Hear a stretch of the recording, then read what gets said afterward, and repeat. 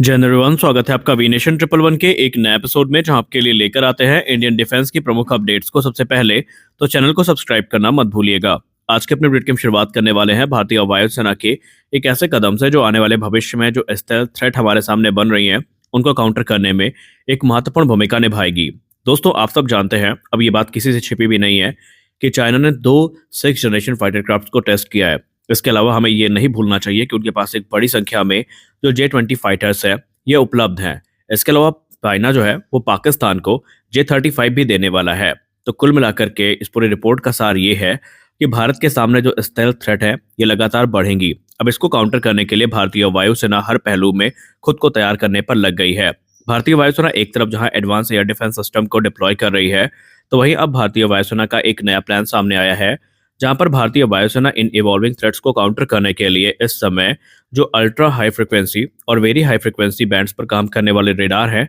इनको डेवलप करने पर और इनको डिप्लॉय करने पर फोकस कर रही है। क्योंकि भारतीय वायुसेना का ये मानना है कि ये जो अल्ट्रा हाई फ्रिक्वेंसी और वेरी हाई फ्रिक्वेंसी बैंड्स पर काम करने वाले रेडार सिस्टम होने वाले हैं ये स्टेल्थ एयरक्राफ्ट को इफेक्टिवली डिटेक्ट कर पाएंगे और किसी भी खतरे की जो पूर्व जानकारी है ये भारतीय वायुसेना तक पहुंचाने में एक महत्वपूर्ण भूमिका निभाएंगे। एक भारतीय वायुसेना के अधिकारी ने मीडिया से बात करते हुए ये बताया कि अर्ली डिटेक्शन सिस्टम जो होते हैं इनका अपना एक इम्पोर्टेंस होती है और ये रेडार ना सिर्फ हमारे लिए स्टेल्थ जो थ्रेट हैं इनको आइडेंटिफाई करने में एक महत्वपूर्ण भूमिका निभाएंगे, बल्कि किसी भी मिस एडवेंचर को अवॉइड करने में भारतीय वायुसेना की भी काफ़ी मदद ये कर सकते हैं। उन्होंने कहा कि हम अपनी फाइटर एयरक्राफ्ट की जो क्षमता है उसको बढ़ाने पर तो कार्य कर ही रहे हैं, लेकिन हमें जो फोर्स मल्टीप्लायर हैं उन्हें इग्नोर नहीं करना चाहिए। ये भी इक्वली इंपॉर्टेंट है। जितना हमारे लिए फाइटर जेट्स इंपॉर्टेंट है उतना ही हमारे लिए जो दूसरे फोर्स मल्टीप्लायर हैं ये भी महत्वपूर्ण होने वाले हैं। और इसी उपक्रम के साथ भारतीय वायुसेना इस प्रोग्राम पे काफ़ी गंभीरता के साथ कार्य कर रही है।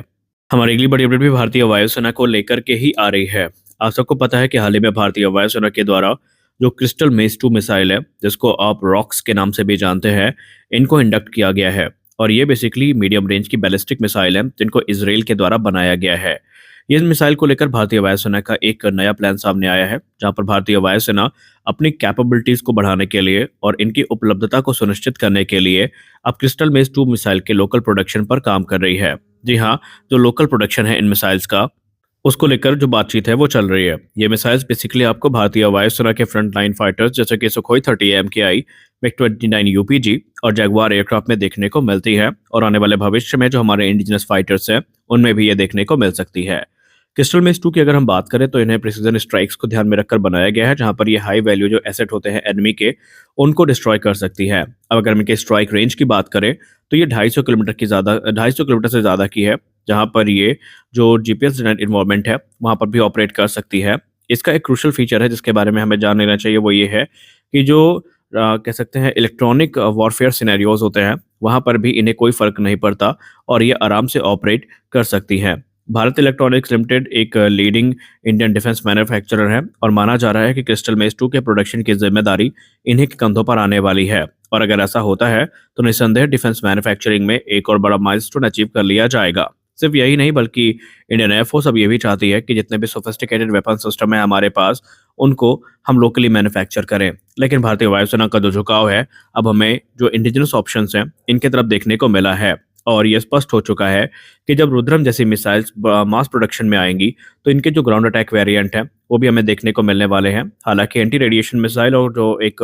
ग्राउंड अटैक वेरिएंट है ये विकसित किया जाएगा और इन दोनों मिसाइल्स को मास प्रोडक्शन में उतारा जाएगा और भारतीय वायुसेना अपने फ्रंट लाइन फाइटर्स में इनको इंटीग्रेट अवश्य करेंगी। आप सब जानते हैं कि अभी हाल ही में चाइना ने 6th जनरेशन फाइटर क्राफ्ट को टेस्ट किया है और उसके बाद से जो दबाव है लगातार एचएएल और आडा पर बढ़ता जा रहा है कि भारतीय वायुसेना के लिए जो एडवांस फाइटर्स है ये कम से कम समय में विकसित कर सकें। और इसी क्रम में एक सकारात्मक जो अपडेट है वो हमें देखने को मिली है जहां पर हिंदुस्तान एरोनॉटिक्स लिमिटेड और एरोनॉटिकल डेवलपमेंट एजेंसी एक कोलैबोरेटिव एफर्ट को लेकर आगे बढ़ रहे हैं जहां पर रिकॉर्ड समय में तेजस मार्क 2 के प्रोडक्शन को लेकर बातचीत चल रही है। रिपोर्ट्स में इंगित किया गया है कि 2025 में रोल आउट और 2026 में पहली उड़ान के बाद किसी भी तरीके से 2029 तक इनको प्रोडक्शन में लाए जाने की तैयारी की जा रही है और इसके लिए इंडियन एयरफोर्स भी इनका पूरा सपोर्ट कर रही है। इंडियन एयरफोर्स का यह कहना है कि 2030 के पहले इनका प्रोडक्शन शुरू कर दिया जाएगा और इसके लिए प्रोडक्शन क्लियरेंस जो लेने की जिम्मेदारी है ये एचएएल और इंडियन एयरफोर्स ने अपने कंधे पर ली है।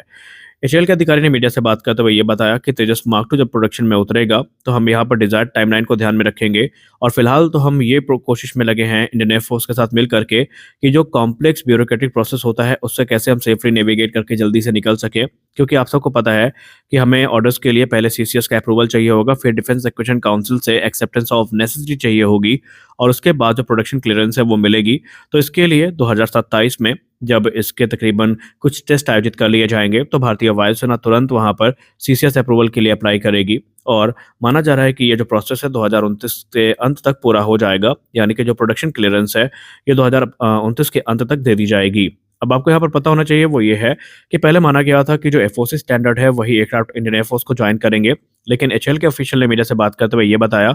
कि उनके और इंडियन एयरफोर्स के बीच में एक सहमति बनी है जहां पर आईओसी स्टैंडर्ड के जो तेजस मार्क 2 है ये भारतीय वायुसेना के सर्विस में इंडक्ट किए जाएंगे, यानी जो इनिशियल वेरिएंट होंगे आईओसी स्टैंडर्ड के ये भारतीय वायुसेना की सर्विस में इंडक्ट किए जाएंगे और बाद में aircraft and system testing establishment यानी इंडियन एयरफोर्स की एएसटीई के साथ मिल करके जो आगे के अपग्रेडेशन प्रोसेस है उनकी शुरुआत होती रहेगी, यानी कि इनको जो एफओसी स्टैंडर्ड के अपग्रेड्स हैं वो मिलते रहेंगे। इसके पीछे का फोकस ये है कि जल्द से जल्द जो तेजस मार्क 2 का प्रोडक्शन है वो शुरू किया जाए और चरणबद्ध तरीके से जो एयरक्राफ्ट हैं वो अपग्रेड के साथ भारतीय वायुसेना को ज्वाइन करते रहेंगे। हमारे अगली बड़ी अपडेट मिग 21 को लेकर आ रही है। मिग 21 को लेकर अब यह कंफर्म हो चुका है कि 2025 इनके सर्विस का अंतिम साल होगा और भारतीय वायुसेना अब इनको रिटायर करने के लिए जो इनिशियल वर्क है उसकी शुरुआत भी कर चुकी है। लेकिन यहाँ पर अब कुछ संभावनाएं भी प्रकट हुई हैं कि रिटायरमेंट के बाद इन आइकॉनिक फाइटर्स का क्या होगा। कुछ फाइटर्स तो डिस्प्ले में लगा दिए जाएंगे, लेकिन जो बाकी के एयरक्राफ्ट्स हैं इनको लेकर ये चीज़ें सामने आ रही हैं इस समय मीडिया में कि यहाँ पर कुछ प्रपोजल्स हैं जिन पर विचार हो सकता है।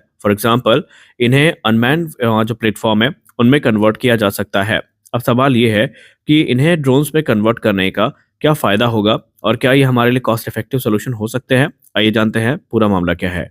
दरअसल अगर हम मिग 21 को अनमैन्ड प्लेटफॉर्म में कन्वर्ट करने की बात करते हैं तो इसके लिए हमें जाहिर सी बात है बहुत सारे मेजर मॉडिफिकेशंस करने पड़ेंगे, लेकिन यहाँ पर ये भी एक पहलू है जिसको हमें ध्यान में रखना होगा कि अगर हम इनको ड्रोन में कन्वर्ट कर देते हैं तो एरियल टारगेट्स के तौर पर इन प्लेटफॉर्म्स को हम यूज़ कर सकते हैं, जहां पर हमारे जो लॉन्ग रेंज के एयर डिफेंस सिस्टम है जैसे कि प्रोजेक्ट कुश के अंतर्गत जो डीआरडीओ प्रोग्राम आगे बढ़ा रहा है उनको हम यहाँ पर टेस्ट कर सकते हैं। हालांकि टेस्टिंग के लिए हमारे पास जो टारगेट ड्रोन्स है ये उपलब्ध होते हैं, लेकिन एक्सपर्ट्स मानते हैं कि जो एक